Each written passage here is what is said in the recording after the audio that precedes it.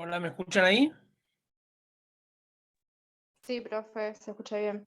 Bien. No sé qué me pasó acá con el... Tuve que conectarme con otra computadora. Bueno, no importa. Voy a salir del otro lado. No sé si hay alguien de División Alumnos. No, no queda nadie. Bien, perfecto. Denme un cachito que estoy buscando la presentación, ¿eh?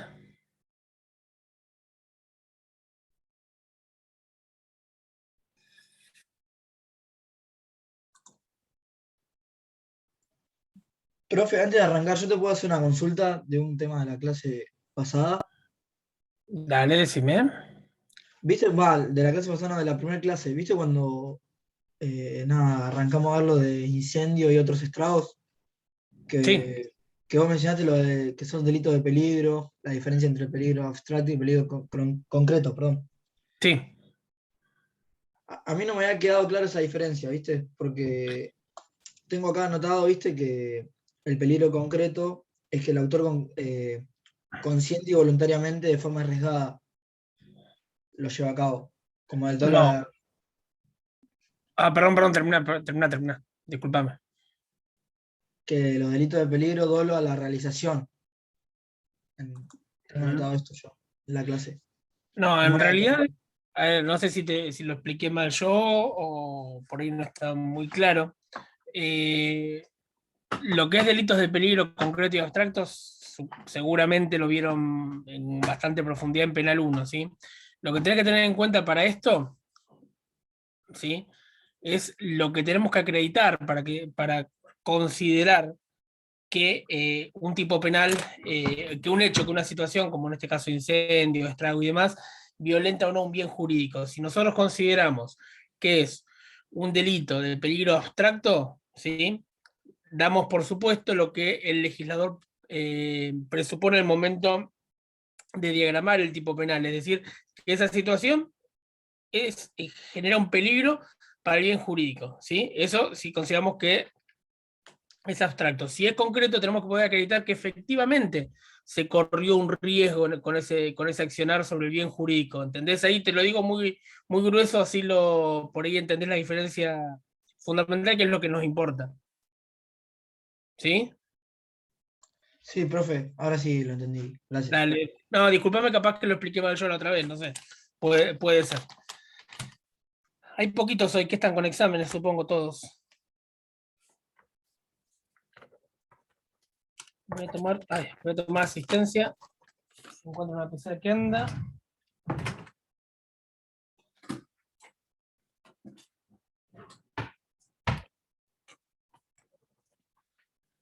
Bueno, Santiago, Lucián Baldini, Sí, presente. ¿Se Abigail. Profe, escucha? Santiago Luna presente, me olvidé de Sí, decirlo. sí, Santiago, tranquilo, ya los nombro porque los leo. ¿Sí? Ok. A Valle Gómez, Presente, profe. Vanina, Presente. Constanza, Presente, profe. Oscar, Presente. Rocío, Presente, profe. Maximiliano, ¿cuál es tu apellido?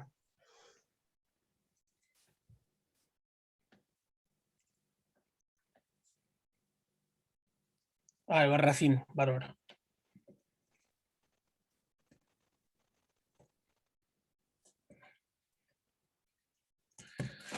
Bueno, les preguntaba si tienen idea si están con otras mesas, los Profe, chicos, los perdón. compañeros. Sí, ¿quién? Bianca. Yo me acabo de unir. Sí, ahí te anoto, Bianca. Gracias. Y a mí no me nombró profe. Pero te anoté. ¿No me Ok. lees la mente todavía? Perdón.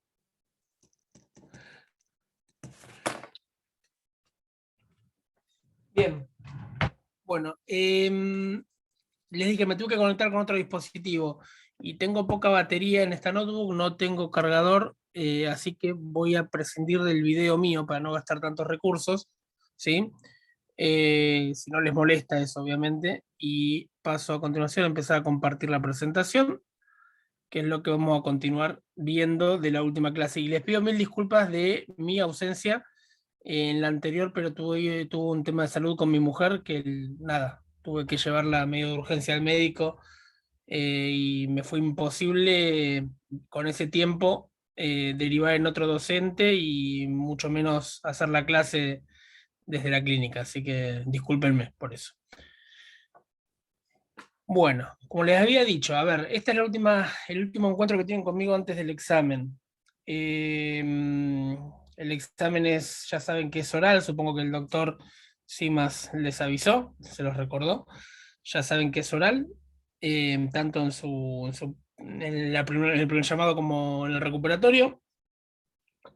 Y calculo que les habrá dicho que la idea es que cada uno lleve un tema preparado. No es obligatorio, pero por ahí uno arranca más suelto cuando lleva un tema bien preparado puntualmente. Y después, en función de cómo vayan en su tema, se les hará dos preguntas de otros temas y bueno, así avanza el examen. Respecto de mis temas, que vimos todo lo que es seguridad, vamos a terminar de ver parte de seguridad pública, me interesa que sepan todo lo que vimos hasta ahora, me interesa que lo que veamos hoy también, me interesa, como les había dicho el primer día, que lean el artículo sobre picadas ilegales del doctor Conti, y me interesa también que lean el artículo sobre delitos contra la salud pública que subió el doctor Simas, está tanto en la plataforma como en el Face. El resto obviamente hay que estudiarlo, pero hagan foco en eso, ¿sí? Porque hay otros tipos penales más dando vuelta y demás, pero hagan foco en lo que les acabo de decir respecto de lo mío. Supongo que tanto Eugenia como Roberto también les dirán lo mismo de sus temas. Voy a empezar. ¿Alguna duda hasta acá sobre la metodología o alguna cosa? ¿O arranco y vamos? Yo tenía una duda de los temas anteriores. Dale, Abigail. Habíamos visto inundación en dos tipos penales, en el 186, que era la acción típica de causar inundación, y después está en el delito de estragos del 187. Tengo anotado que la diferencia era que en uno era delito de resultado, pero en realidad no es en los dos delitos de resultado. No, porque la del 186 no es un delito de resultado en sí, sino que es causar, es un delito de mera actividad. ¿Sí? El que causara una inundación y demás. Ahí es un delito de mera actividad. El resultado lo tenés en el otro tipo penal.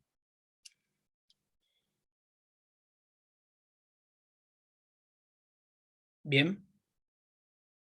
Sí, igual todavía no entiendo la diferencia. ¿Me la puede Bueno, volver a tranquilo, explicar? en todo caso, a ver, hagamos una cosa, así avanzamos sobre lo de armas, que nos va a llevar la hora y media. Y después, si querés, recordámelo por WhatsApp y te escribo, te mando un audio explicándote la diferencia, o mismo en el grupo, es lo mismo. ¿Sí? ¿Ah? Dale, no hay problema, profe. Dale. Bueno, vamos a seguir con el 189 bis, en este caso, que usted les había anticipado ya que es un artículo bastante largo, no tiene mayores complejidades, pero la técnica legislativa hace que sea un poco enroscado para verlo, ¿sí? O para analizar cada una de sus partes. Estamos sistemáticamente ubicados, como saben, en el título séptimo, sí, séptimo del Código Penal, donde estamos protegiendo ¿qué? Lo que venimos viendo hasta ahora, la seguridad pública o la seguridad común, ¿sí? Acá, en general, nos estamos basando en la existencia de un peligro común y en la afectación de un sujeto pasivo, como venimos viendo hasta ahora, un sujeto pasivo indeterminado, básicamente, ¿sí? Esa es una nota que se repite en todos los tipos penales que vimos hasta ahora. Entonces, para que pueda hablarse de un delito contra la seguridad pública, tenemos que tener o poder acreditar, como le decía hace un ratito a Santiago, que se haya generado una situación de peligro común, ¿sí? Por lo general concreto, a veces abstracto, pero la norma es que los delitos de peligro busquemos que sean de peligro concreto, porque nos dan mayor precisión, ¿sí? Y este peligro es para el bien jurídico que estamos protegiendo, que en este caso debe ser factible de afectación un número indeterminado de bienes o de personas. Ahora yendo puntualmente al 189 bis, eso fue a modo de introducción, vamos a arrancar por lo que es el por lo que es el inciso, perdón, el párrafo primero, ya no tiene inciso, sino el párrafo primero, que es la fabricación o tenencia de explosivos. A ver si puedo pasarla a esta. Bien. Acá tenemos una mini discusión donde la mayoría de los autores señala que no es un mero delito que altera la tranquilidad pública, sino que se pone que lo que serían actos preparatorios de delitos contra la seguridad común, ¿sí? Entonces acá tenemos un elemento subjetivo inserto en este tipo penal, que más adelante lo vamos a ver. Y tenemos básicamente 5 acciones típicas, que son las que ven ahí. Bien, fabricar, suministrar, adquirir, sustraer o tener en el poder. ¿Quién fabrica? Es el que elabora, sea por medios mecánicos o químicos, ¿sí? Produciendo sustancias, componiendo sustancias existentes, aparatos, instrumentos, o que transforma los que están existentes para hacerlos aptos con relación al elemento subjetivo que, como les dije, vamos a ver. ¿Quién suministra? Este es muy sencillo, es el que da a otro algo, sin importar el título, cualquier título, título gratuito, oneroso, préstamo y demás. ¿Quién adquiere? ¿Sí? Es esa persona que toma la propiedad de los objetos sin necesidad que haya entrado en posesión de los mismos. Adquirir no significa poseer, sino que es quien adquiere la propiedad. Quien sustrae, básicamente es quien saca los objetos de la esfera de tenencia de otra persona por cualquier medio ilícito, mediante un hurto, mediante una estafa. Y finalmente, en la última acción típica es tener en poder. ¿Y quién tiene en poder? Es aquella persona que corporal o simbólicamente puede disponer de esos bienes por sí mismo o en representación de un tercero. Este es el que tiene en poder. Y ahora después, según ven en el tipo penal, tenemos objetos del delito, ¿sí? Y estamos hablando básicamente de bombas, de materiales o aparatos capaces de liberar energía nuclear, de materiales explosivos, inflamables, asfixiantes o tóxicos, de materiales biológicamente peligrosos, y de sustancias o materiales destinados a la preparación de todo lo anterior. Bombas. ¿Qué son las bombas? Las bombas son continentes de explosivos o gases que estallan, pueden estallar, sea por medios mecánicos, un medio mecánico, por ejemplo, es la percusión, ¿sí? El golpe, por medios químicos, que es mediante la mezcla de ciertos componentes que se hace la explosión, o por medios térmicos. El clásico ejemplo de medio térmico es la explosión de un cartucho de dinamita. Por eso son muy chicos, pero ¿se acuerdan cuando en el Correcaminos, el que vio los dibujos de Warner, ponía la dinamita con la mecha que la prendía y explotaba? Bueno, eso es bomba de explosión por medios térmicos. Después tenemos lo que se denomina energía nuclear, que son las materias o aparatos capaces de liberar energía nuclear. Y esto es lo que nos permite realizar procesos de conversión de materia en energía. Y para esto se puede utilizar uranio, cobalto y demás elementos. No vamos a adentrarnos en cuestiones químicas o físicas, pero es todo lo que libera energía nuclear. En tercer lugar, como objeto, ¿sí?, que persigue el tipo penal, hablamos de materias explosivas, inflamables, asfixiantes o tóxicas. ¿Y estos qué son? Son elementos que, sin estar contenidos en bombas, pueden hacerse estallar por cualquier procedimiento. Los inflamables son los que pueden producir un fuego rápido y violento, fuego súbito y violento, dicen algunos autores. Los asfixiantes son los que actúan letalmente sobre nuestro aparato respiratorio, ¿sí?, o el de los animales. Acuérdense que también protegemos bienes indeterminados, el animal entraría acá. Y los tóxicos son los que producen el envenenamiento, un envenenamiento de cualquier especie.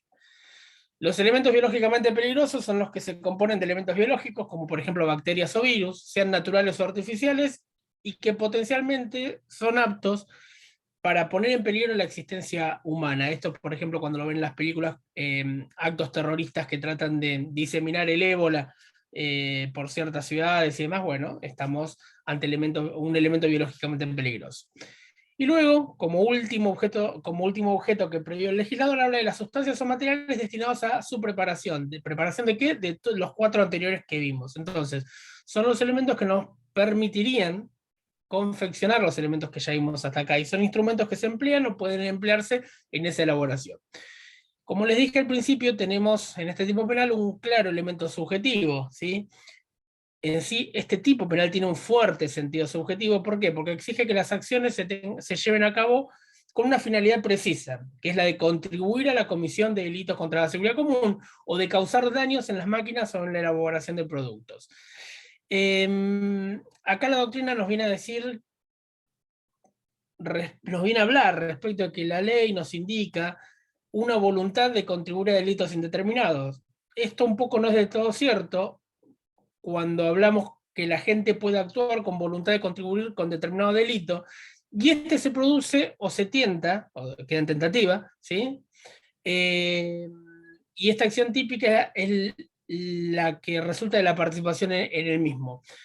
Pero si no se da ni la comisión ni la tentativa, tiene una punibilidad autónoma, ¿sí? Lo importante acá es el contenido de esta finalidad típica, ¿sí? En lo que hace a la contribución a cualquier delito contra la seguridad común, o sea, cualquier delito de este título, ¿sí? De cualquiera de los que vimos hasta ahora, o cualquiera de los que están hasta el 192, están protegidos. En lo que hace el agregado de la contribución a causar daño en máquinas o elaboración de productos, hay algunas dificultades, ¿sí? ¿Por qué? Porque no se trata de cualquier daño, sino uno que afecte claramente, notoriamente, a la elaboración de los productos necesarios e importantes para la comunidad, ¿sí? Y esto, ¿por qué? Porque tenemos que tener en cuenta el bien jurídico protegido, que es la seguridad pública o común. ¿Qué pasa si el elemento subjetivo está ausente? ¿Sí? Puede quedar comprendido en el 189 bis párrafo tercero, que es la tenencia, que lo vamos a ver un poquito más adelante, en 2 minutos.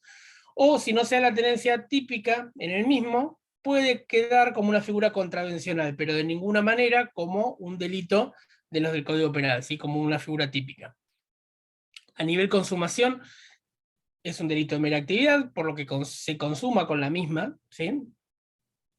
Y como hablamos de que este es un delito de peligro, no es necesaria la efectiva utilización del objeto en delitos o en daños que prevé el elemento subjetivo, y se habla de que se admite la tentativa, salvo lo que hace a la fabricación, que se da por consumada con el simple hecho de comenzar, ¿sí? A ver, bien, vamos a ir adelante con esto. Vamos a ir al segundo párrafo, ¿sí? Vamos a ir medio rápido hoy, que es el delito de instrucciones para la preparación de materiales explosivos. Se trata básicamente de dar instrucciones para, ¿sí? Dar instrucciones para algo, con un sentido, con una finalidad. ¿Y quién realiza esto? Es el que enseña a hacer una cosa, no es la simple comunicación de los conocimientos, el traslado de conocimientos. ¿Por qué? Porque estas instrucciones, para ser típicas, tienen que estar destinadas a que el receptor pueda producir las sustancias o materiales por sí mismo o dirigiendo a terceros, ¿sí? Entonces, no solo tiene que dar la receta y transmitir la composición, sino que lo que se tiene que dar instrucciones es de cierta manera que se transmita todo el know-how, todo el conocimiento, la forma de llegar a la realización de estos productos, ¿sí? Acá entra un caso de libros que normalmente está, que es la persona que directamente dirige los pasos de otro en la elaboración de los productos, ¿sí? Esto, hay consenso en decir que no es dar instrucciones, sino que es una fabricación de la que vimos en el párrafo anterior, ¿sí? Y solamente en forma indirecta está dando instrucciones, pero esto no alcanzaría para conformar el tipo penal del párrafo segundo. En cuanto a los receptores de esas instrucciones, es indiferente el número de personas a las que se les dan, ¿sí? O el modo de suministrarlas. Y en lo que hace a la participación en el delito final, como en el caso anterior, el del primer párrafo, el dar instrucciones en caso que el delito final se consuma o se tentara, implicaría la participación en el delito final, quedando comprendida en ese tipo penal. ¿Sí? Acá tenemos también un elemento subjetivo, como en el párrafo anterior, porque acá estamos castigando a quien contribuye a la comisión, entonces, es a quien sabe sobre el delito o a quien debió saber. Y acá sí hay una crítica muy fuerte de parte de la doctrina, porque dice que se amenaza con la misma pena al que actúa tanto con dolo directo, sabiendo, como que actúa culposamente, es decir, debiendo saber sin que se llegara a saber por su imprudencia o negligencia, ¿sí?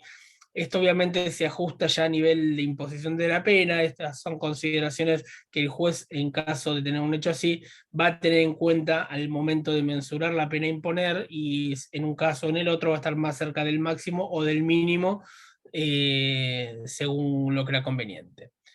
Bien.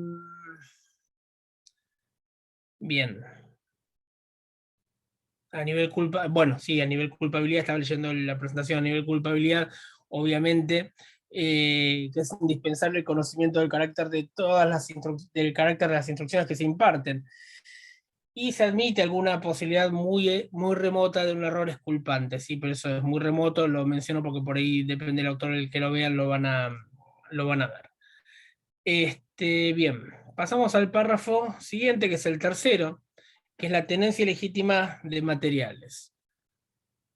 ¿Sí? Prisión de 3, ahí como dice arriba, la simple tenencia de los materiales a que se refiere el párrafo antecedente, bla, bla, bla, bla, bla. Es lo que les decía de la tenencia simple receptora, de lo que no entraba en el párrafo primero. Desde el punto de vista científico-legal, podemos verlo, no pasa a ser una contravención, ya que solamente se violan las leyes de policía, ¿sí? Las distintas disposiciones que los contemplan dejan de lado el elemento subjetivo que vincula los hechos anteriores a las infracciones contra la seguridad común. Entonces, nos podemos preguntar, ¿por qué se ponen estas conductas? Porque normalmente, ¿sí?, pueden favorecer la comisión de delitos contra la seguridad común, ¿sí? Si hubiese sido un poquito más aconsejable o congruente la colocación por ahí en otros títulos del Código Penal, por ejemplo en el título de delitos contra la tranquilidad pública o contra el orden constitucional, pero bueno, como varias cosas en nuestro código han quedado un poco desfasadas en el lugar que deberían estar. Hablando de la acción típica, acá el legislador habla de tener, ¿sí? Y tener, quien tiene, es la persona que puede disponer del objeto físicamente en cualquier momento, sea manteniéndolo de manera corporal en su poder o en un lugar donde se encuentre a su disposición. Por ejemplo, en un armario dentro de su habitación, ¿sí? Antes se sostenía que solo la punición de la tenencia corporal era lo que importaba, pero actualmente, teniendo en cuenta que la mera existencia del material con la posibilidad de ser usado atenta contra la seguridad común, se amplía el ámbito punitivo y no requiere que esa tenencia sea corporal, ¿sí? ¿Y esta tenencia cómo se puede ejercer? De dos maneras: a nombre propio, tengo para mí, o a nombre de un tercero, ¿sí? Lo tengo para otro que me pidió ocultarlo, por ejemplo, ¿sí? Y ahora sí, objetos del delito. ¿Cuáles son los objetos del delito? Los que ya vimos en el párrafo primero. Bien, directamente nos dirigimos a eso. Y lo que es importante es que estos materiales de los que estamos hablando tienen que ser utilizables, porque esa es la única manera en la que efectivamente puede sentirse amenazado el bien jurídico. Entonces, como consecuencia, los que estructuralmente tienen defectos que no permiten su empleo, o los que han perdido sus propiedades, no son objetos típicos de protección respecto a este tercer párrafo, salvo obviamente que estas deficiencias puedan ser subsanadas con cierta facilidad, ¿sí? Eso está claro. Y también tenemos algo que vamos a ver muy repetido en el 189 bis, un elemento normativo, ¿sí? Este elemento normativo, ¿en qué consiste? En que el tipo penal nos dice que todo bien, esta tenencia es punible, salvo que se tenga una autorización legal para la tenencia de estos elementos, ¿sí? ¿Y cómo se puede ostentar la tenencia? Tanto por uso doméstico como por uso industrial. Por ejemplo, elementos químicos de agroindustria en cantidades razonables. ¿Esto qué nos indica? Que hay personas, cualquiera de nosotros, que pueden tener, por diferentes motivos, permisos, en estos casos los da la ANMAT, ¿sí? Como autoridad de control, que podemos tener permisos para tener este tipo de elementos peligrosos, ¿sí? Entonces se da una serie de situaciones, que vamos a mencionarlas para que las tengan claros, que es cuando una persona tiene una autorización dada por una autoridad que es incompetente. Esa autorización obviamente que no es válida, Cuando no se cumple con este elemento normativo, es decir, la persona tiene autorización, ¿cuál es la consecuencia? Se elimina directamente la tipicidad, no era antijurídica su acción. Y cuando ya a nivel procesal no se acreditó la falta de autorización, pero es un elemento que por su tipo está directamente prohibido para el uso de particulares, ¿sí? Por ejemplo, la tenencia de una bomba atómica, ¿sí? Vamos a algo bien grosero, se tiene tácitamente por no autorizado, porque no hay posibilidad de tener autorización para tener este tipo de elementos. Ahora, a nivel de consumación, estamos ante un delito de peligro, que obviamente se consuma con la sola acción de tener el objeto sin la autorización o sin poder justificar el uso doméstico o industrial para el cual estaba autorizado. Y que se puede dar en dos situaciones, reforzando lo que Diego, vimos antes. perdón. Sí, ¿quién habla? Vanina. Vanina, Decime. en el caso de la autorización podría ser, por ejemplo, con lo que es armas de fuego, con la del RENAR. Sí, no, bueno, sí, ahora lo dan al MAT ya también es. Ah, bien. Se centralizó todo por ahí. De hecho, tengo que renovar en estos meses yo la autorización que tengo. Está un poco cara ahora. Está Bueno, saladita. perfecto. Bien. Cada vez, ya sé que sacaste ese tema, cada vez se cierran más las posibilidades o es más difícil obtener este tipo de permisos porque obviamente hay todo un tema de seguridad de trasfondo que el Estado controla con esto. Entonces, yo me acuerdo, cuando era chico, mi papá tenía la aportación de armas simplemente porque era un comerciante y porque trasladaba al final del día la recaudación y con eso el RENAR en su momento lo autorizaba a tener la aportación. Hoy para tener la aportación, salvo que seas un miembro de las Fuerzas Armadas de Seguridad, para tener la aportación es un trámite cada vez más complejo, restrictivo y caro en referencia a lo que era antes, ¿sí?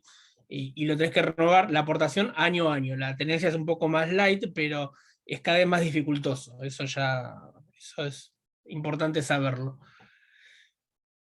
Bien. Bien, a ver, seguimos acá. Uy, me fui. Bien, a nivel, los últimos dos aspectos de esto que estábamos hablando, a nivel antijuricidad, cuando, como en este caso, ¿sí?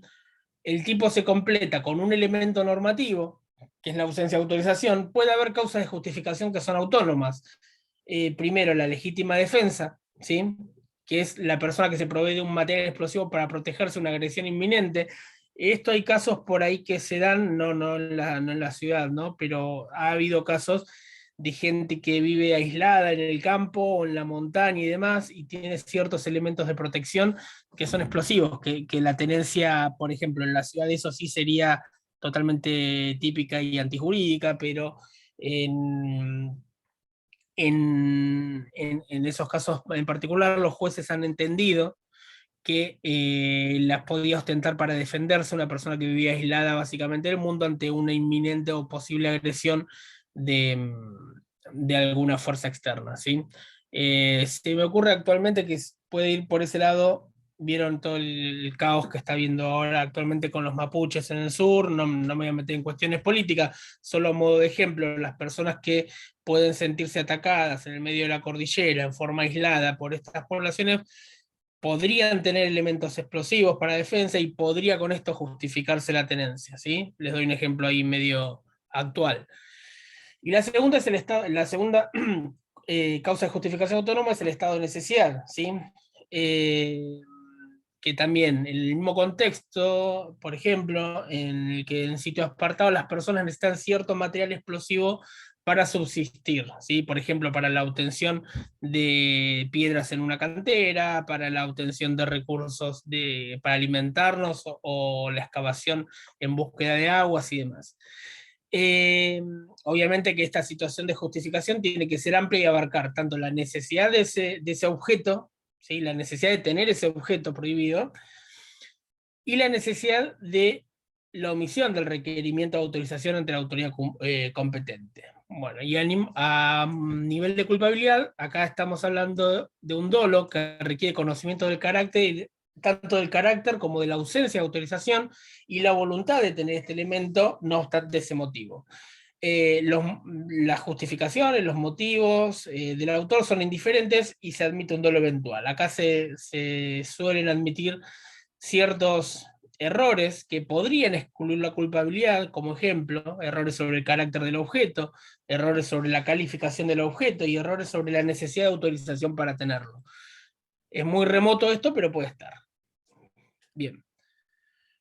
Ahora vamos a empezar con la parte por ahí central del 189 bis, que es el 189 bis segundo, primer párrafo, que prevé una prisión de 6 meses a 2 años y una multa X por la simple tenencia de armas de fuego de uso civil sin la debida autorización legal. Bien. Todo muy bonito, pero el tipo... Perdón, me fui. Todo muy, muy bonito, pero el tipo penal en sí, como vemos, no es autosuficiente, ¿sí? Porque nos habla de la simple tenencia de armas de fuego de uso civil sin debida autorización legal. Ahora, para encontrar cuál es el objeto en cuestión, que hablamos de armas de fuego de uso civil, el artículo no nos lo dice, nos tenemos que dirigir a otro cuerpo normativo, ¿sí? Que es el decreto reglamentario que tienen ahí en la presentación. Es un decreto que, como todo decreto reglamentario, puede tener algún cuestionamiento a nivel constitucional, ¿sí? Ahora vamos a ver cuáles son los objetos de protección. Bueno, primero la acción típica es muy simple, es tener en el mismo sentido que vimos anteriormente, y quien tiene es la persona que tiene la cuestión, el objeto en cuestión, en el ámbito de su custodia y con capacidad de disponer del mismo. Y no es necesaria la tenencia corporal, sino que tiene que estar dentro de su ámbito de custodia, ¿sí? Igual que el delito que anteriormente vimos. Y ahora sí, ¿cuáles son los objetos del delito? Las armas de fuego de uso civil. ¿Y qué son? ¿De dónde surgen? Como les dije, del decreto reglamentario 396/75, ahí está mal en la presentación, dice /76, pero es /75, discúlpenme por eso,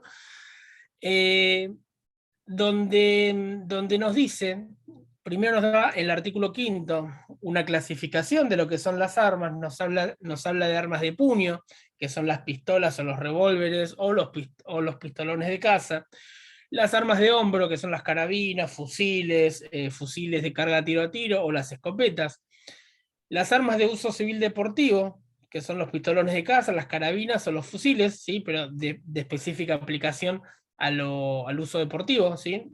No tomen nota de esto porque estoy enumerando, no es necesario que sepan esto. Y al final nos habla este artículo 5 de otras armas, ¿sí? Y el concepto de armas surge, para que sepan, del mismo decreto, del artículo 3º, inciso 2. Ahí tienen el concepto que el legislador entiende que debe cumplir un arma para ser considerada un arma de fuego. Sepan que todas las armas en general, todas las armas anteriores a 1870, no son consideradas como armas de fuego, por más que funcionen y disparen, porque se las considera de colección, no entran dentro de esto. ¿Cómo tienen que ser las armas? Algo muy importante. Utilizables, ¿sí? Tienen que poseer aptitud o idoneidad para poner en peligro la seguridad común. Un arma que tiene un defecto de funcionamiento, o porque le falta el percutor, porque tiene limado el percutor, porque no carga balas, porque tiene el caño obstruido, por cualquier motivo, un arma que no es utilizable, que no es apta, no genera ese peligro común, no genera ese peligro contra la seguridad común, con lo cual no puede ser considerada dentro de este tipo penal. Y ahora, ¿cómo presuponemos esa peligrosidad? Acá sí estamos ante un delito de peligro abstracto, entonces esta peligrosidad tenemos que presumirla ex ante, demostrando, ¿sí? Y teniendo que ser demostrable por uso de la experiencia. Si el objeto no es potencialmente apto para poner en riesgo al bien jurídico protegido, la mera tendencia de quedar al margen de la intervención del derecho penal, ¿sí? Acá, lo importante es que el arma tiene que tener aptitud funcional. ¿Bien? Eso es lo importante, más allá del concepto de arma de fuego. Que, como les dije, el concepto de arma de fuego lo sacan del artículo 3º, inciso 2 del decreto reglamentario, ¿sí? Básicamente es cualquier elemento capaz de producir una explosión por deflagración de la pólvora, pero sáquenlo puntualmente de ahí y lo tienen textual. Diego, Marina. consulta. Ahí en la placa decía problemas de constitucionalidad. Eso lo vamos a ver al final de cuando veamos tema agravantes y atenuantes. Bien. ¿Sí? No es muy importante, pero lo dejo para la parte final. ¿Sí? Así queda claro. Me adelanto, hay un artículo, por si quieren estudiarlo, el tema de constitucionalidad, hay un artículo muy bueno del doctor Taza, el juez de Cámara Federal, que es el titular de la otra cátedra, sí, hago publicidad para la otra cátedra con esto, pero hay un artículo muy, muy bueno del doctor Taza respecto a todos los cuestionamientos de constitucionalidad del 189 bis, es muy interesante, ¿sí? Eso también lo tenemos cargado en nuestra plataforma. Bueno, elemento normativo, lo mismo que dijimos cuando analizamos el delito anterior, ¿sí? Acá tenemos que tener por acreditado que la persona no tiene autorización o que no podría haberla tenido de ninguna manera, ¿sí? A nivel consumación, como les dije, es un delito de peligro abstracto, entonces cuando se consuma, este momento coincide con la realización de la conducta típica, ¿sí? Entonces, para el tipo basta con la tenencia de una sola arma, ¿sí? Y de ninguna manera la tentativa resulta admisible, si no es pasible de tentativa. A nivel culpabilidad, estamos ante un delito claramente doloso, donde admitimos no lo eventual, y el tipo subjetivo no requiere ningún elemento adicional distinto del dolo, no hay ningún elemento subjetivo diferente del dolo que se requiera. Ahora vamos a pasar al siguiente, que es la tenencia ilegal de arma de guerra. ¿Bien? Podría decirse que es una especie de agravante del párrafo anterior, ¿sí? En función de la calidad del objeto que detentamos. Acá estamos hablando, hasta ahora hablamos de un arma de uso civil, ¿sí? Y ahora hablamos de armas de guerra. ¿En qué varía respecto a lo anterior? Justamente en lo que es el objeto del delito, ¿sí? Y entonces, ¿cómo sabemos? ¿De dónde sacamos qué armas son de guerra y qué armas son de uso civil? Bien, el decreto 395, que les decía, el artículo primero nos dice que armas de guerra son todas las que taxativamente no están incluidas en el artículo quinto. Es decir, se excluyen todas las que vimos anteriormente, en función de los calibres, y a modo de resumen, les digo que se considera de guerra. Primero, las armas de uso exclusivo de las instituciones armadas, ¿sí? Hay armas que, por diferentes cuestiones, son de uso exclusivo de las instituciones armadas. Hablamos de armas no portátiles, armas portátiles automáticas, armas de lanzamiento, una granada, por ejemplo, carabinas, subametralladoras de asalto y todo calibre superior, que esto es lo que es más importante, todo calibre superior a 22 largo. Bien, todo lo que supera ese calibre se considera arma de guerra. También se considera como arma de guerra las armas de uso para la fuerza pública, que son las que tienen los escudos punzonados, por ejemplo, de la policía, y que tienen una numeración identificatoria de la fuerza correspondiente. También tenemos unas armas o materiales y dispositivos de uso prohibido, ¿sí? Acá estamos hablando de algunas armas no en función de los calibres, ¿sí? Solamente, sino de otras cuestiones, como por ejemplo, hablamos de escopetas con un calibre superior a 380 milímetros, esto es realmente algo importante. Las armas de fuego que utilicen silenciadores, armas de fuego de lanzamiento que son simuladas. ¿A qué se refiere esto? Un arma simulada, por ejemplo, en una lapicera, ¿sí? Como hay algunos casos. La munición del proyectil con proyectil expansivo, ¿sí? Porque esto genera mayor daño, ¿sí? Provoca heridas desgarrantes y de mayor daño. La munición que es incendiaria, que es esta munición que al ser disparada lanza un haz de fuego que va quemando todo a su paso. Los proyectiles que tienen veneno o químicos para producir mayor daño en caso de su utilización. Y acá, bueno, justamente hay una clasificación que por ahí últimamente ha estado bastante en discusión, que es lo referido a las armas electrónicas de efectos letales. Acá podemos discutir largamente sobre el tema de las taser, como se ha discutido en el ámbito de la Ciudad Autónoma de Buenos Aires o en otras provincias. Lo importante, ¿sí?, para determinar que estas armas sean de guerra es que tengan efectos letales, que bueno, ahí está el quid de la cuestión de la discusión política, que va por otros canales más allá de lo dogmático penal. Y también podemos hablar, en el último punto, de lo que son las armas de uso civil condicional. ¿Y estas cuáles son? Son las armas que no pertenecen a ninguna de estas categorías, pero tienen características idénticas a las que vimos, ¿sí?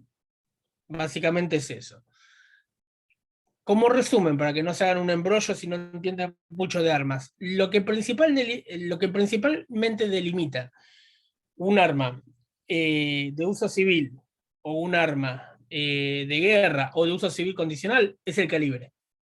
¿Sí? Ese es el principal delimitante. Hay un montón de otras características, pero no se vayan por otros lados, quédense ahí en el calibre. Lo importante es el calibre. Cualquier calibre superior a 22 se considera arma de guerra de uso civil condicional y por debajo de eso, arma de uso civil.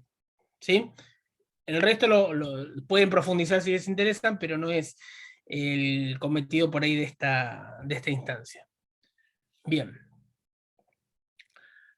Pasamos ahora al siguiente, que es el párrafo tercero. Ven que es bastante engorroso el artículo del 189 bis, tenemos un montón de cosas adentro.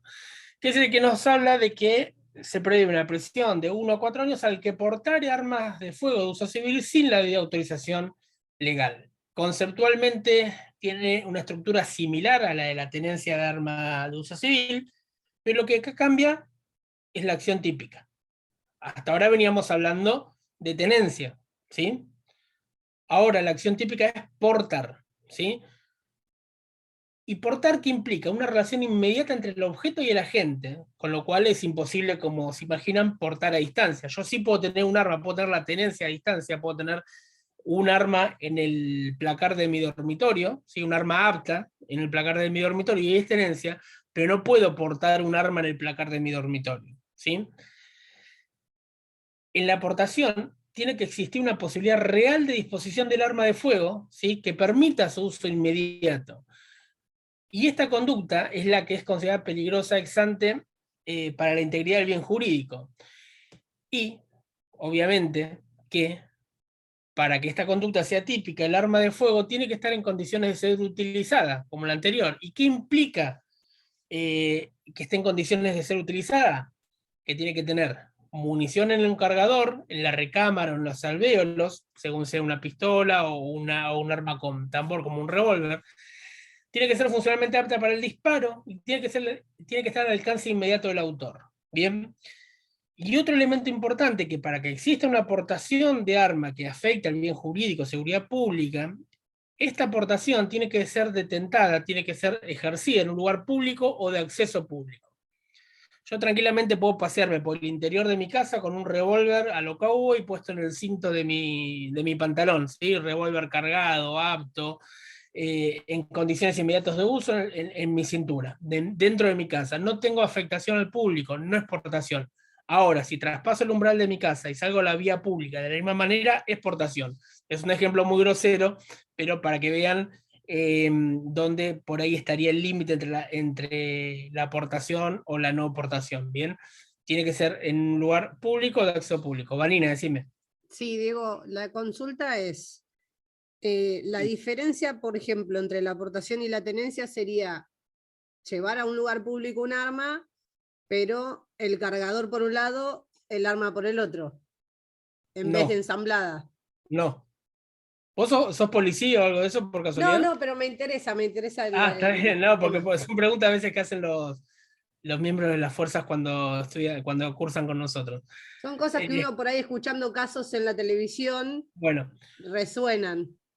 Vos, no sé si escuchaste lo que dije al principio, la nota clave de la aportación, siempre en el ámbito público o de acceso público, eso ya lo vamos por descartado, no está en discusión. En el ámbito privado, de mi casa, de mi intimidad, puedo hacer lo que quiera, ¿sí? Bien. Es un principio constitucional ese, así que ahí nadie me puede decir nada. ¿Estamos en lugar público o de acceso público?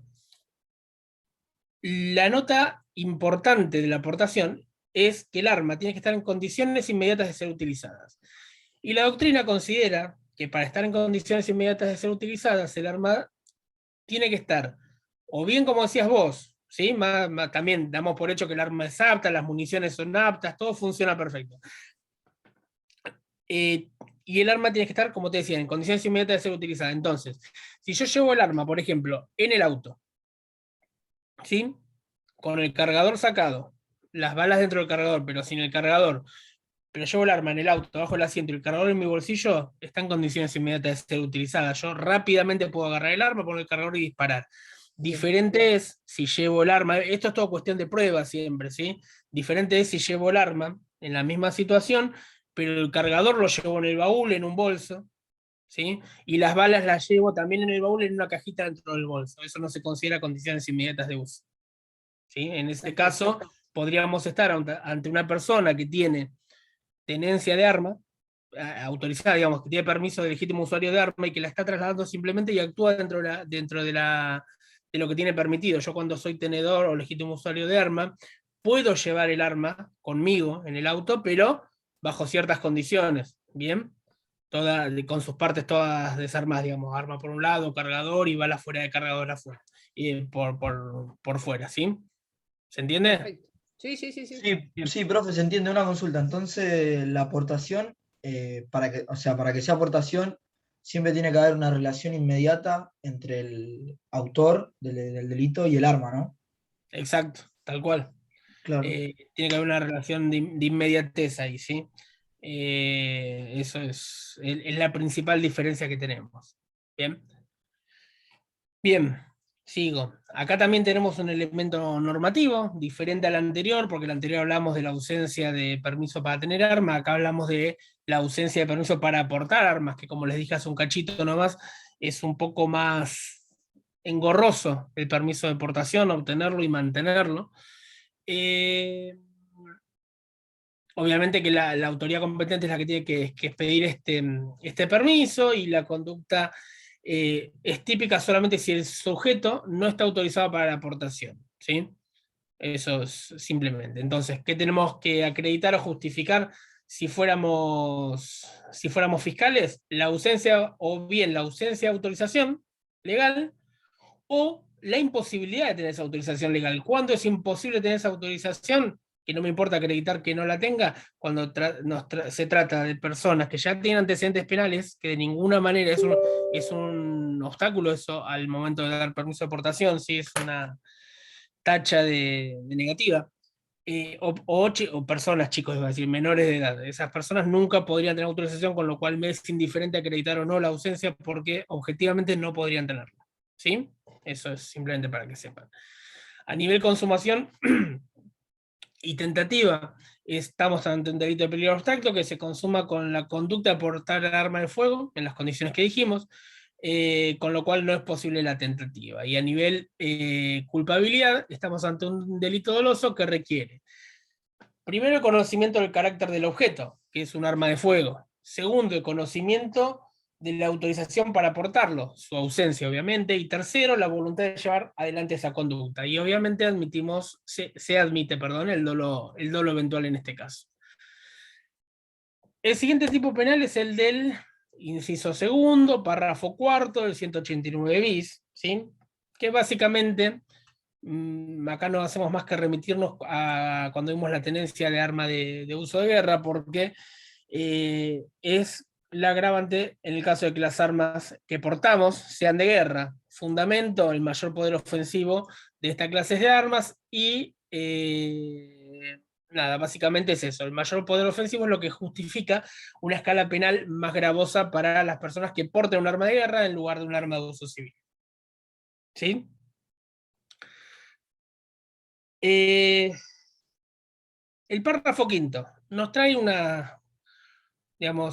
es una especie de atenuante extraño, que es si el portador de las armas de las cuales se refieren los dos párrafos que anteceden fuere tenedor autorizado de arma de la que se trate, es decir, que abarca tanto la aportación de armas de guerra como de uso civil, y estamos ante personas que tienen que son tenedores autorizados, que son legítimos usuarios de arma de guerra, pero exceden ese permiso y se los encuentra portando un arma de este tipo, ¿sí? Se prevé una escala reducida de 1/3 en el máximo, ¿sí? Y la menor punibilidad, ¿por qué se justifica? Justamente porque lo que estaría haciendo esta persona es exceder el permiso que ya tiene por parte del Estado, por la autoridad de control, excede el permiso que ya tiene, y en vez de tener el arma, estaba portándola. Entonces, no estaba de manera ilegal, pero no del todo, básicamente dicho de manera muy llana, ¿sí? porque estamos ante un autor de portación que es legítimo usuario de alguna de las armas que referimos, ¿sí? Es un portador ilegítimo, pero tenedor legal, ¿sí? Es una circunstancia atenuante. La siguiente circunstancia atenuante, yo particularmente no la he visto nunca, la he visto en libros nada más, no la he visto nunca aplicar en tribunales, no quiere decir que no se aplique.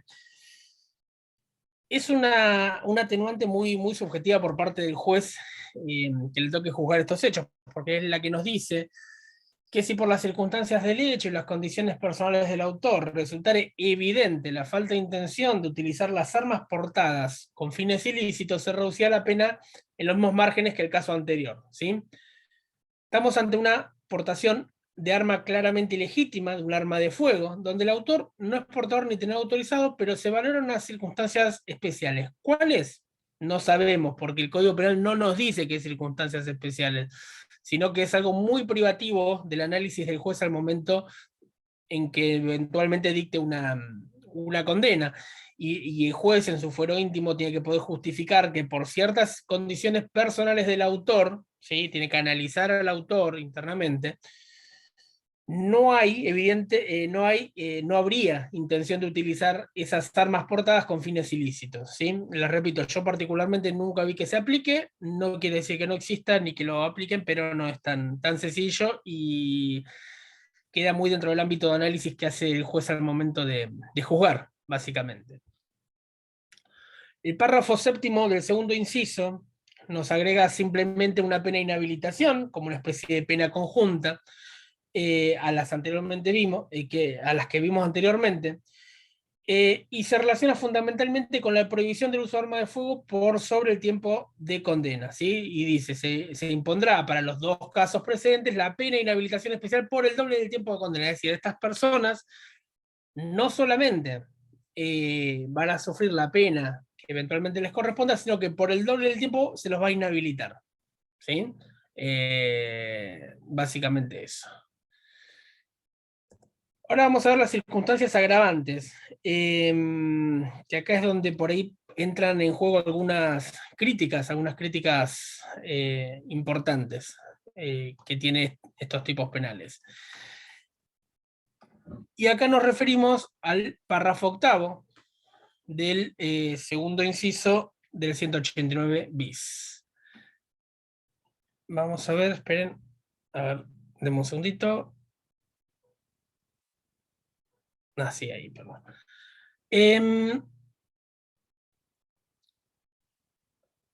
Acá, a ver, porque esto ahí vamos a tener que explicarlo bien para que quede claro. El primer agravante, el del párrafo octavo, es el que prevé una pena de 4 a 10 años de prisión para el portador de un arma de fuego de cualquier calibre que registra antecedentes penales por delitos dolosos contra las personas o con el uso de armas, o se encontrare gozando de una excarcelación o exención de prisión. Entonces, la agravante en este caso opera por dos motivos. Por el primero, cuando el portador ilegítimo de un arma de fuego, cualquier arma de fuego, tiene antecedentes por delitos dolosos contra las personas o por delitos dolosos cometidos por el uso de armas. Quedan afuera de esto, obviamente, las personas que tienen antecedentes por delitos culposos, ¿sí? Y la segunda circunstancia agravante en este caso es cuando el portador está gozando de una excarcelación o exhibición de prisión en un proceso anterior. Bien. Eso leo el artículo. Y ahora vamos a adentrarnos un poco en todas las cuestiones de inconstitucionalidad que podemos hablar del 189 bis, ¿sí? La primera, que no se refiere solo a los agravantes, sino que se refiere a la remisión de una ley penal en blanco, ¿sí? Sabemos que el 189 bis, como les dije al principio, no nos dice en qué consiste, qué es, cómo configuramos un arma, ¿sí? Entonces, para eso nos tenemos que remitir a otra ley y su reglamentación, y este es el famoso decreto 395. Entonces, estamos ante lo que en principio podría denominarse una ley penal en blanco. ¿Y cuál es el argumento de esta modalidad de utilización legislativa? Primero es el de poder regular la represión con relación a materiales que se juzgan exclusivamente cambiantes y variables y que no pueden ser captadas en todas sus facetas con la urgencia requerida. ¿Esto qué quiere decir? que el legislador entendió que en estos casos se requiere de una movilidad superior, ¿sí?, a la que se puede prever del ejercicio legislativo. Básicamente, la evolución de este tipo de materiales, la evolución de estas cuestiones va mucho más rápido que la evolución legislativa. Entonces, con una herramienta mucho más simple y mucho más moldeable por el Poder Ejecutivo, que eso es un decreto reglamentario, tendríamos la herramienta de poder ir adaptándonos a los tiempos y a las nuevas armas que puedan ser vulnerantes para el bien jurídico protegido, ¿sí? Acá básicamente estamos ante una atribución que queda en manos del Poder Ejecutivo Nacional, que es el que en definitiva va a poder ir reformando el decreto reglamentario. Y muchos autores dicen que esto es una facultad que en realidad debería haber sido indelegable por el Poder Legislativo, ¿sí?, el ejercicio de una potestad reglamentaria. Esa es la discusión que hay de fondo respecto a esto. Lo cierto es que ese control, en definitiva, si existiera algún abuso en la aplicación de este tipo, perdón, en la aplicación de este tipo de normativas, ¿sí?, anexas, que podrían ser consideradas leyes penales en blanco, en definitiva esto está vigente, y en definitiva es el juez el que va a tener que estudiar en los casos concretos si hubo una violación de las atribuciones de cada uno de los poderes cuando se viera alguna situación límite. Lo cierto es que hoy por hoy estamos con este decreto reglamentario que complementa el 189 bis y tenemos que estar a su utilización, salvo que veamos que groseramente se violenta alguna cuestión constitucional. Ahora sí, yendo a lo que son los agravantes, vuelvo otra vez, ahora sí, a lo que está en la placa ya estoy viejo, lo que está en la presentación. Y acá, como les dije, hay tres motivos por los cuales se agrava, o se podría agravar, lo que es una aportación legítima de arma de fuego. El primero es por registrar al autor antecedentes penales por delitos dolosos cometidos contra las personas o con el uso de armas. Acá el legislador utilizó el término antecedente penal y no condena penal. Entonces, ¿qué reprime? ¿Al condenado o al que tiene iniciada una causa pero no tiene condena, o tiene condena pero la misma no está firme? Lo que nos parece tener un poquito más sentido es la segunda postura, a la luz de la otra circunstancia agravante, ya que también se agrava en una situación donde no hay una condena firme. Sin embargo, esto parecería de alguna manera violatorio ¿de qué? De dos principios, del principio de inocencia y del principio de igualdad ante la ley.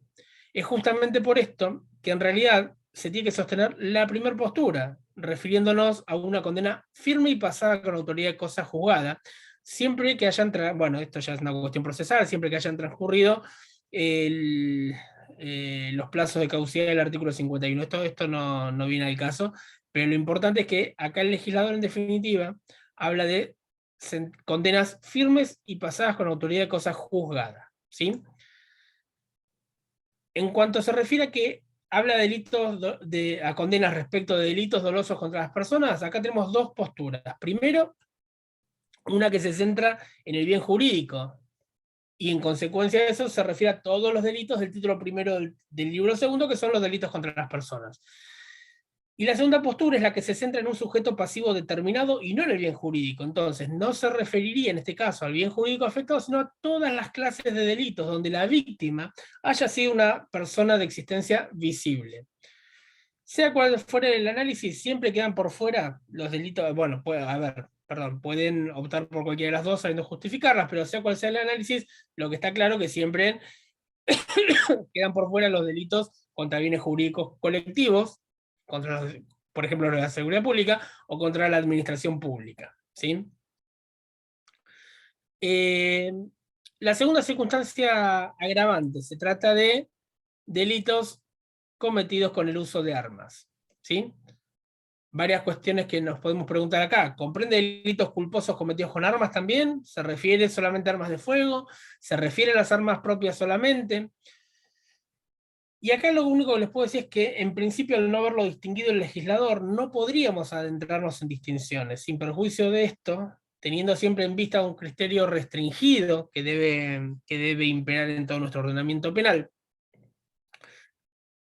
puedo llegar a entender que la condena anterior debe referirse solo y exclusivamente a un hecho cometido por el empleo de arma de fuego. ¿Sí? ¿Estamos? Ahora, en lo que preguntaba respecto a delitos dolosos, sería claramente un contrasentido asegurar que el agravante procede en caso de delitos dolosos contra las personas si después permitimos que se agraven por delitos cometidos con arma de fuego con imprudencia o negligencia, con lo cual es delitos dolosos. Obviamente, si son delitos con armas dolosos cometidos contra las personas, ingresan en la primera agravante y no en esta segunda.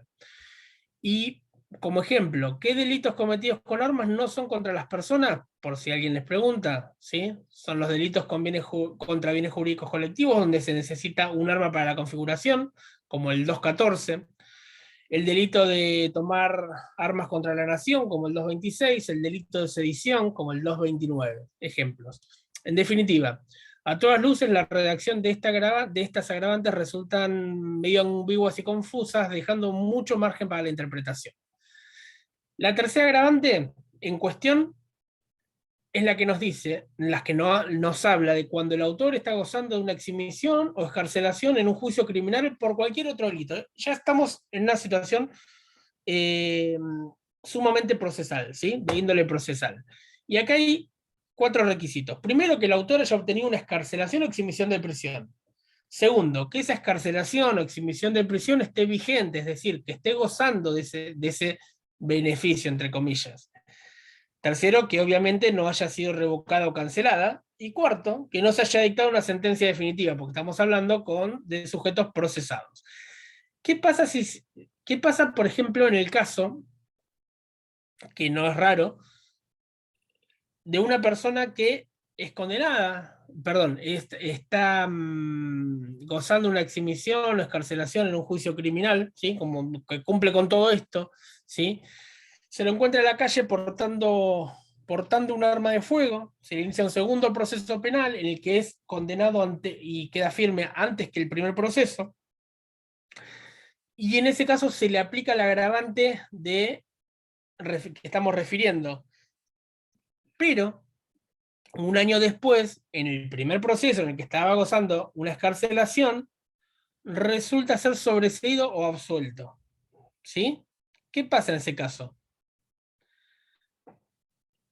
En ese caso estaríamos ante una situación que deberíamos revisar esa condena donde aplicamos la agravante, porque en definitiva el motivo de la aplicación de agravante ya no existió más, que cayó en desuso. Es más, la persona fue sobreseída o suelta por el otro delito, con lo cual habría que revisar esa sentencia.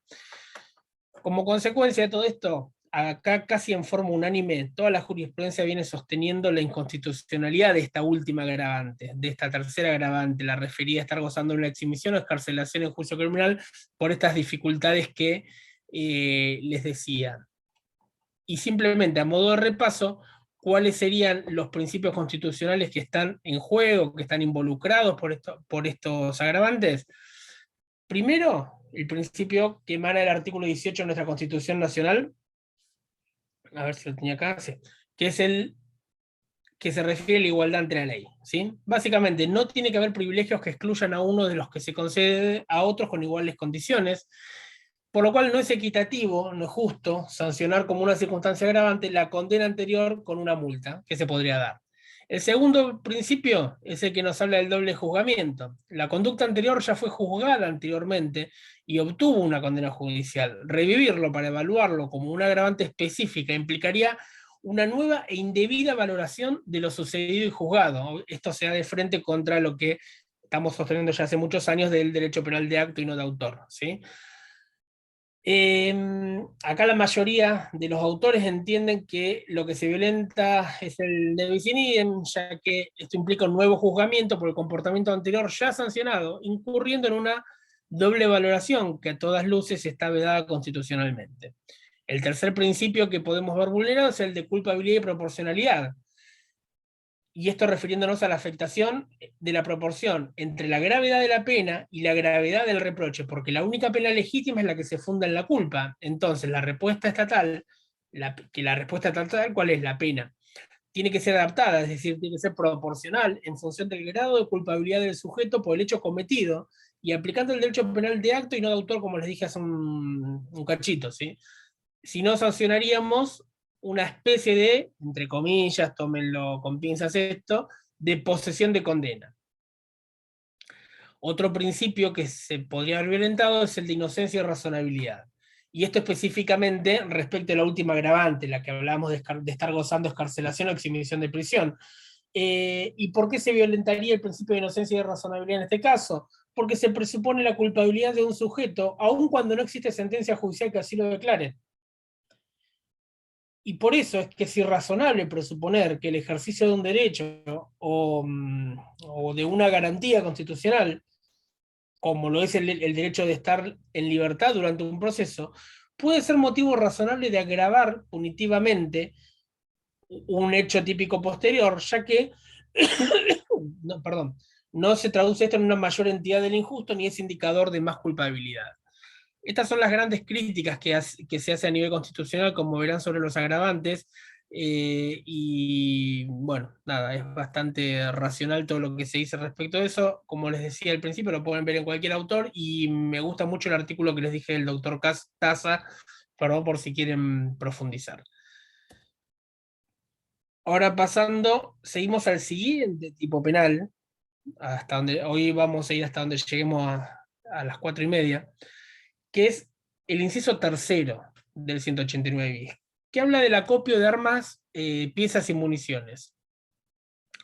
Es básicamente una figura autónoma respecto a las anteriores, porque comprende en forma indistinta tanto armas de fuego civil como armas de guerra. Y la acción típica acá, ¿cuál es? Acopiar. ¿Quién acopia? Y esto es una definición de Soler, es quien reúne de modo considerable, ¿sí? Perdón, de modo considerablemente superior a los que el uso común o deportivo pueden justificar, o que no demuestra que tiene finalidades de colección por el carácter de las armas, la diversidad de los tipos, modelos u otras circunstancias. Entonces, ¿qué necesitamos? Dos cosas: multiplicidad de elementos, de objetos, que hablábamos de qué objetos hablamos, más esa finalidad de acopio, ¿sí? Esas dos cuestiones necesitamos. La sumatoria de esas dos nos dan este tipo penal. ¿Y el objeto del delito cuáles son? Sí, Santiago. ¿Me podrías repetir la definición de acopiar? Porque no llegué a... Sí, te la leo textual, ¿sí? Es una definición de Soler. ¿Bien? Es el que reúne de modo considerablemente superior a los que el uso común o deportivo pueden justificar. ¿Vas bien ahí? O que no demuestre que tiene finalidades de colección. Gracias. No, de nada. ¿Los objetos cuáles son? Armas de fuego, sean civil o de guerra, acá no me importa, ¿sí? Son las que, y las armas de fuego acá, como les dije, son las que utilizan la energía de los gases producidos por la deflagración de la pólvora para lanzar un proyectil a distancia. Las piezas, que son los elementos por los cuales se compone un arma, incluyendo los repuestos y demás. Las municiones, o los cartuchos o proyectiles que dispara el arma de fuego, ¿sí? Obviamente acá, en lo que es el acopio, no ingresan las armas que no son de fuego, como podría ser un cuchillo, como podría ser arco y flecha, como podría ser una ballesta, ¿sí? Y acá hay una pregunta que a veces hacen, que es ¿qué pasa con la simple tenencia de municiones de arma de fuego? ¿Sí? La simple tenencia de municiones de arma de fuego resulta típica, porque el artículo hace mención a la conducta de acopio de armas de fuego, piezas o municiones. Entonces, la simple tenencia de una cantidad de proyectiles es atípicas en este contexto. Acá obviamente tenemos un elemento normativo, es el mismo, es la ausencia de autorización legal. El tipo penal, ¿cuándo se consuma? Cuando el número de armas o de piezas que posee la gente alcanza una magnitud suficiente para que se considere acopio. Esto queda obviamente muy a criterio del juez que lo evalúe el caso. Muchas veces han escuchado que entran en una casa en un allanamiento de drogas y encuentran un arsenal. Bueno, hay que ver el arsenal cómo estaba compuesto para ver si más allá de cualquier otro delito hay un acopio de armas. Eso se tiene que evaluar, ¿sí? O si esa cantidad voluminosa de armas no estaba autorizada legalmente, por ahí era una persona que tenía autorización para tener cada una de las armas, y entonces no estamos ante una situación de acopio. A nivel culpabilidad, el dolo requiere el conocimiento de lo que se acopia, de que lo que está copiando es este tipo de objetos, es decir, armas de fuego o sus partes, y obviamente la voluntad de acopiarlas. Bien. El tipo penal siguiente es el que se refiere a la tenencia de instrumentos para producir armas de fuego. Diego, perdón, Sí, Vanina. ¿podés volver con el tema de la consumación y todo eso del tercero, del acopio? Que no estoy llegando a pensar en la velocidad de que vas hablando. Uy, perdón. No, todo bien, pero ya estoy atorada. Tranqui. ¿Cuándo se consuma? ¿Sí? Acá básicamente estamos ante una tenencia de armas. ¿Sí? Estamos ante una persona que tiene armas. En vez de tener una, tiene muchas. ¿Sí? Acopia armas. Tiene muchas armas sin la debida autorización legal. ¿Bien?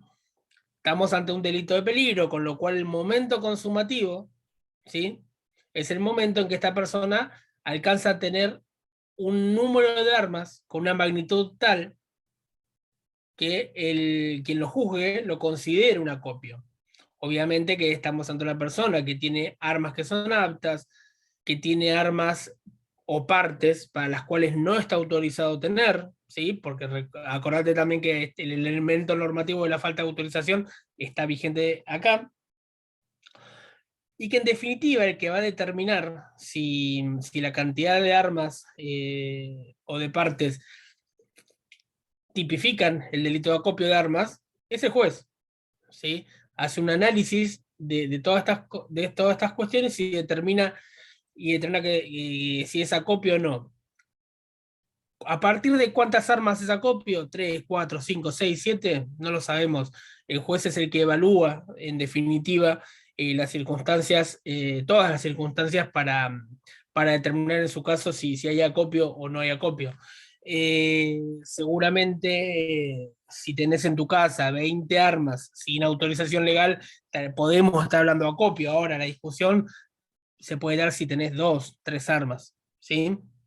Pero eso es muy privativo del análisis de la causa en concreto. ¿Sí, Vanina? Perfecto. Bien. Estoy hablando muy rápido, me estoy quedando mudo ya. Perdón. Vamos a seguir al siguiente, que es la fabricación ilegal de armas de fuego como actividad habitual. ¿Sí? Es el inciso tercero, párrafo segundo, y es el que nos dice que el que hiciere de la fabricación ilegal de armas de fuego una actividad habitual, no será, ya eso es un furcio, será reprimido con prisión de 4 a 10 años. Acá hay que tener claro que no se castiga la fabricación en forma aislada, ¿sí? En forma aislada de las armas de fuego. Eso no es lo que se está castigando en este caso. Eso podrá tener una persecución contravencional por otro lado, o ir por la tenencia de elementos para fabricación y demás, pero no se castiga la fabricación en forma aislada, sino lo que se castiga acá, es la fabricación de una persona en forma habitual, ¿sí? Y esto nos habla de una repetición en el tiempo de la misma conducta de fabricación, de creación de armas de fuego, ¿sí? Es una persona que lo hace en forma habitual, por eso la escala punitiva ya tiene otra gravedad, que es de 5 a 10 años de prisión. Y como les decía, la fabricación aislada o casual de un arma de fuego es atípica en este sentido, quedando obviamente la posibilidad que de concurrir los requisitos típicos, esa conducta pueda subsumirse en la tenencia de elementos o de instrumental para producir o elaborar armas de fuego, pero de ninguna manera este tipo penal, ¿sí? En cuanto al dolo, obviamente estamos hablando de un tipo penal que solo admite el dolo directo, ¿sí? Y a nivel consumativo, es un tipo que se consuma con la mera acción de fabricar habitualmente armas de fuego, ¿sí? Y todo lo anterior a esa fabricación puede quedar subsumido dentro de un acto preparatorio que no es punible, por lo que no se admite la tentativa. ¿Bien? En todo caso, lo anterior, lo preparatorio, podría subsumirse en también, si sean los elementos típicos, en la tenencia de elementos o instrumental para producir o elaborar armas, pero de ninguna manera una tentativa de fabricación habitual. ¿Sí? Y vamos al siguiente, que creo que es el último tipo penal que vamos a alcanzar a ver hoy, que es la entrega indebida de armas de fuego, que es el inciso cuarto. será reprimido con prisión de 1 a 6 años el que entregase un arma de fuego por cualquier título a quien no acredite su condición de legítimo usuario. La acción típica, ¿cuál es? Es entregar, es dar a otra persona, es dar a otro el objeto. ¿Y de qué modo? ¿Por qué título? Por cualquier título. Puede ser por una compraventa, por una donación, puede alquilárselo, puede ser a título oneroso, puede ser a título gratuito, no me importa. Me importa que acá el sujeto activo le da a otro un arma de fuego. Entonces, ¿qué se requiere? Obviamente, la entrega material de la cosa. Que yo como autor le dé al receptor el arma de fuego, ¿sí?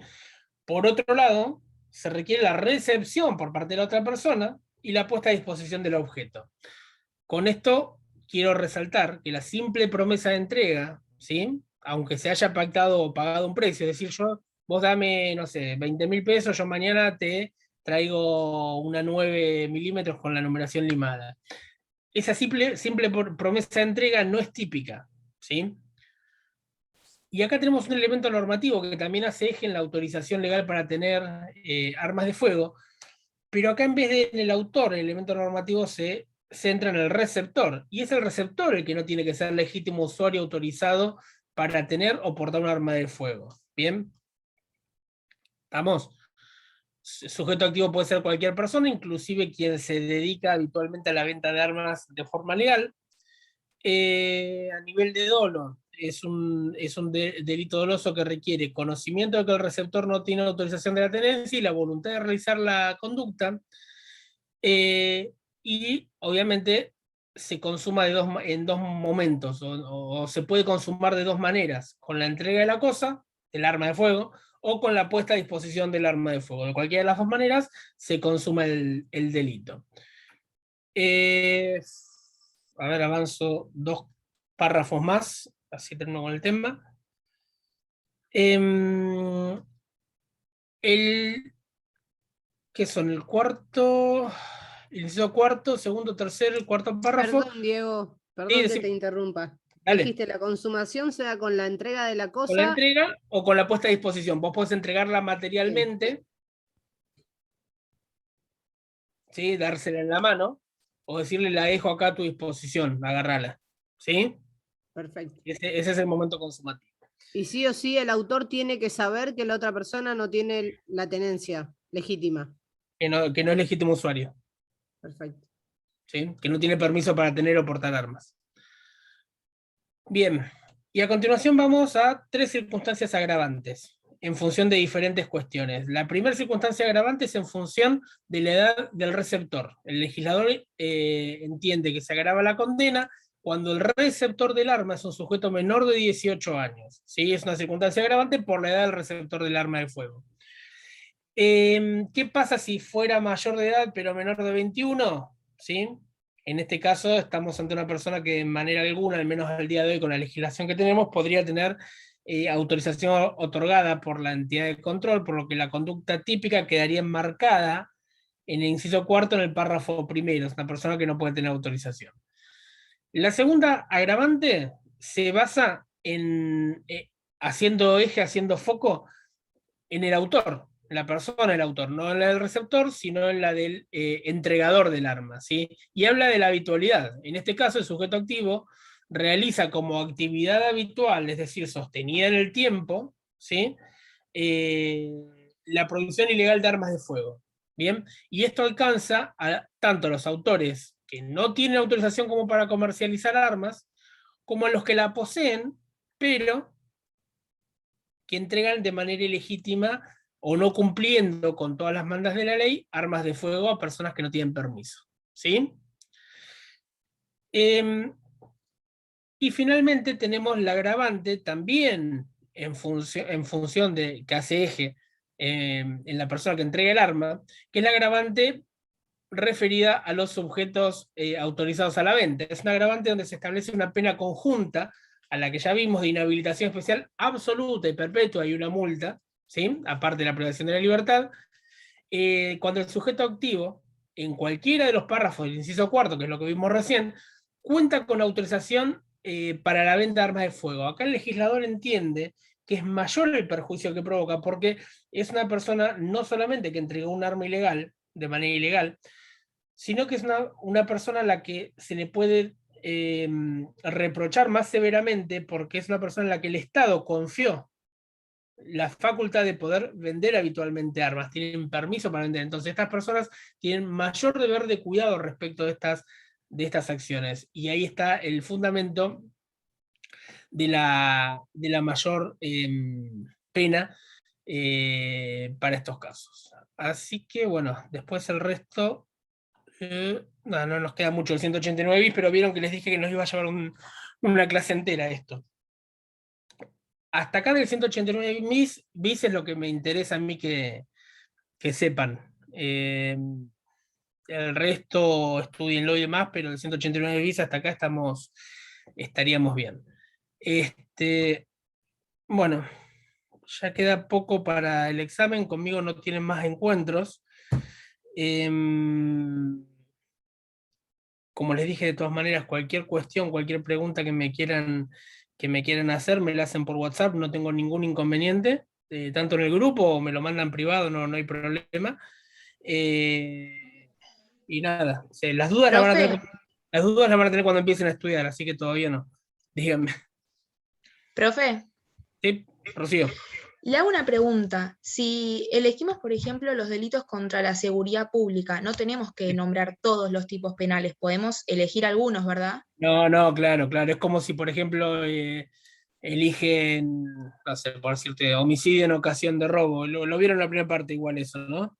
Sí. Creo que sí. Bueno, si eligen homicidio en ocasión de robo, no se les va a pedir que desarrollen todos los homicidios, sino específicamente eso. Ustedes pueden decir, preparé delitos contra la seguridad pública, en especial o específicamente lo que se refiere a estragos, desarrollan estragos.